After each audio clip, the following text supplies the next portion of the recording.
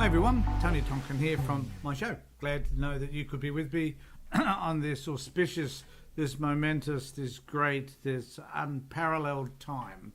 And that's because there has been some research that's come out which validates an opinion that I had over 20 years ago. And that concerns the effectiveness and the use of SSRIs, or selective serotonin reuptake inhibitors, which in other words are drugs. So this has been flogged by the pharmaceutical company and has been probably one of the greatest cons of all time, I reckon, apart from Donald Trump and a few other anti-vaxxers and probably a bit around people that are anti-climate change. There are a few things around which one could say are disruptive. However, this particular issue around the use of antidepressants has been something that I've been, passionate about for many years. Now, as a social worker and working therapeutically with people, I will have people often say to me that they have got a chemical imbalance in their brain. And I often wonder, where the hell do you get that from? And clearly it comes from the psychiatric profession, the medical profession in general. And it's just not true. Never has been true, never made any sense to me. Now, I'm not a doctor and I'm not an academic. So it's true that I haven't done a host of research in this particular area. But what I can tell you is that I think in relation to issues around people's mental well-being and whether drugs are useful or not, I have lots of experience, not in the use of drugs, but certainly in the way that I've interpreted the way people, clients and whatever have used them. Now, many years ago, I chose not to necessarily believe in these notions around using antipsychotic drugs. The underlying belief was that if people have depression, that depression often is environmental, and that whatever is happening around them, whatever trauma they've been through and whatever, causes a response in that person that can bring around a sadness or a sense of unhappiness with their world, dissatisfaction with their sense of self. So this is the way I've often viewed it, and when I work with people over the years, this is the way I have worked to try and improve that sense of self. And that the notion that there was instinctively a chemical imbalance in the brain just didn't seem to work for me, because when we started to talk with people about how their environments were and how those environments had infected them, what trauma they've experienced, and once they're able to work through those issues and discuss them, often the so-called sad depression, or sadness I like to call it, lifted. Now, there were people that were placed into a category of chronic depressives, and they were people that just didn't seem to be able to find a way to get out of that black hole that they had found themselves in. And it was often harder, I won't dispute that, but there was a way of finding ways to construct a pathway, if you like, for a lot of people through those dilemmas that they were facing. And but a lot of people found that they believed that by taking a drug, they would certainly be alleviated of whatever it was that they were feeling. And if you start messing around with people's feelings, I think you're going to find that you're digging a damn big pit for yourself.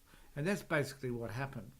And so more and more people began to take drugs thinking that that was improving them. What it did was the drugs actually blocked the serotonin level, so and restricted a person's degree of emotional capability. And so people often found that by taking these drugs, they weren't necessarily happier, they just weren't able to express emotions appropriately. And this often made it difficult when we were treating with people who were depressed or telling us they were sad, because they were not able to connect with their true emotional feelings because they themselves were being suppressed. For some people that I worked with, the drugs just completely eradicated any sense of involvement in the world. They would often describe themselves as being like a robot without any real emotion at all. That often impacted relationships, it impacted people they were working with, it impacted many other aspects of their life, which didn't contribute to them feeling happier and healthier about who they were. They just believed they weren't feeling as depressed. So a research article has come out which has got me quite excited. I only heard about it over the last half hour or so, and so I just scanned it, had a look at it. There was an interview on the ABC with the researcher of this particular article, and I thought, this is something I need to get online, and I need to find a way to talk to you about, because this is really important, not just to me. This is important to the world in terms of confronting the fact that pharmaceutical companies have used us in a condition which most people have, which is every now and again you get sad, but we don't need to be medicated for it. So what I was going to do was just to read a little bit of this article, and for you to kind of decide for yourself what you think. So for 3 decades, people have been deluged with information suggesting that depression is caused by a chemical imbalance in the brain. Always hated the term, and I've often fought to work against that. Namely, an imbalance of a brain chemical called serotonin. That's the focus. However, our latest research review shows that the evidence does not support it. So for well over a decade, for 30 years now, we've been conned, and the pharmaceutical profession has told us that this is what we should be taking to make ourselves feel better. Prozac was supposed to be the happy drug. It didn't make people happy, it just made them forget about unhappy they were, I guess, and got rid of any emotion that they might have had anyway. Although the first proposed in the 1960s, serotonin theory of depression started to be widely promoted by the pharmaceutical industry in the 1990s in association with its efforts to market a new range of antidepressants known as SSRIs.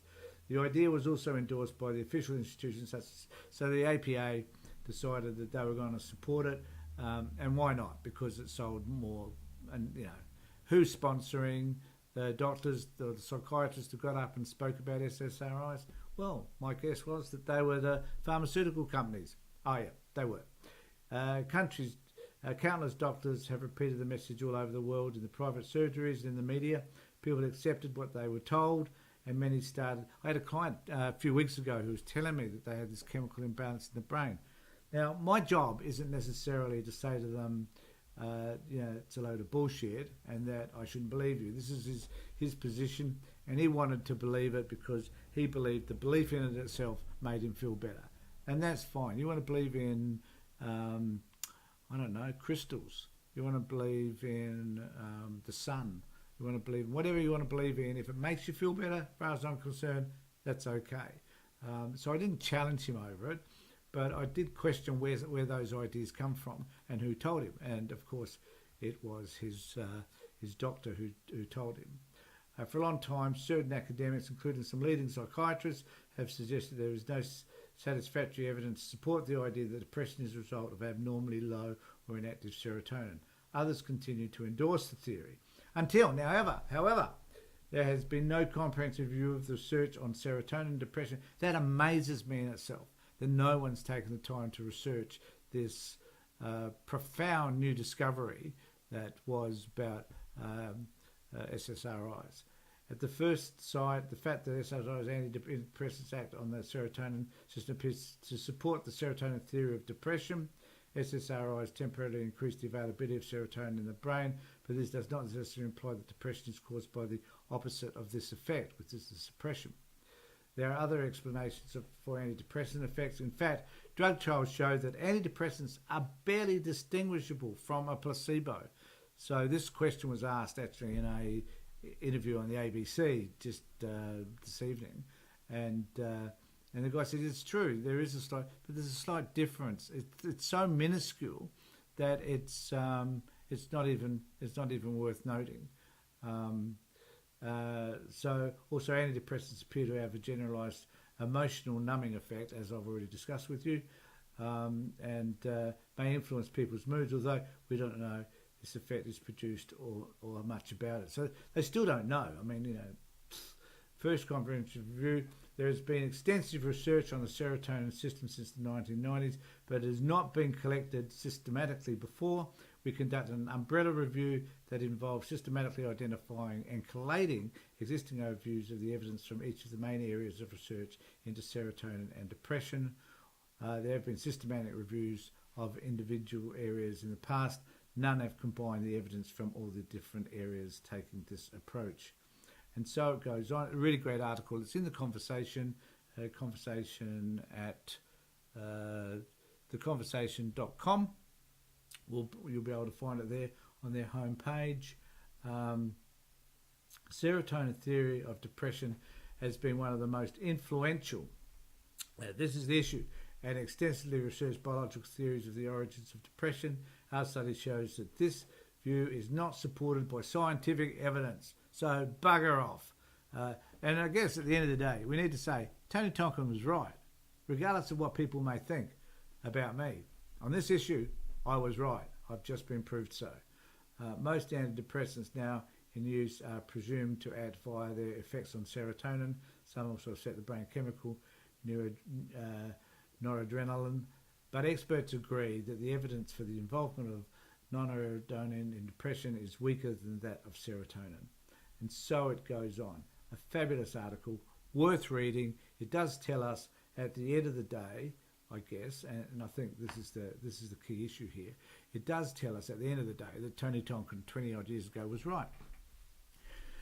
And I think it might help us to better understand how to work with people with depression. So instead of insisting that a drug is going to solve this problem, maybe we could now think about maybe good talk therapy is the best way to work through this.